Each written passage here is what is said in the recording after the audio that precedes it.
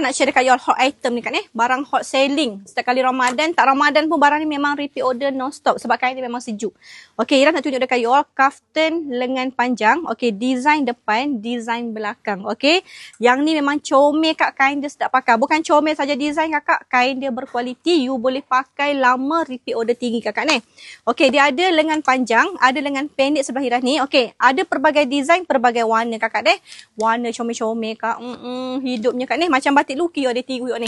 Tapi bukan batik luki, kain cotton ni kak tak panas, sedap pakai you all. Memang sangat selesa pakai you all deh. Okay, dia punya bahagian dada ni kakak ni dah tunjuk dekat you sikit deh. Ira review sikit lah alang-alang kan you ni. Okay, dia punya dada ni kak memang lebar, labuh, dia free size. Okay, you all size kecil-kecil, size besar-besar semua boleh pakai. Kecil macam Ira, kecil macam Ira you all deh. Okay, anggaplah kecil you all deh. Biasa macam Ira boleh pakai, besar sikit boleh pakai. Okay, kecil lagi pada Ira pun boleh pakai sebab dia free size kakak dah. Okay, so dia ada pelbagai warna, pelbagai design. You boleh randomkan, mixkan lengan panjang dengan lengan pendek, combo 3 helai. Contoh you dah bagi tahu dekat you lah. Contoh lah.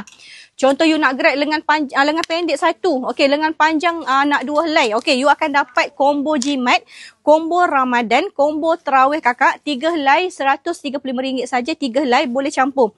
Nak lengan panjang semua Ira nak bagi dekat mak, nak ada dekat mak suka pakai kaftan Ira syukuri. Okay, pergi terawih. Okay, ambil 3 lengan panjang, harga sama RM135 sahaja. Okay, siapa tengok video ni kakak untuk 10 orang terawal saja.